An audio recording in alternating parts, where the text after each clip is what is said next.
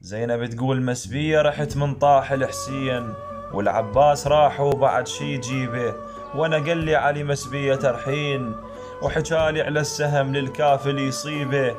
وقال لي يا زينب هم تطيحين بمصيبة ورا مصيبة ورا مصيبة ورا مصيبة.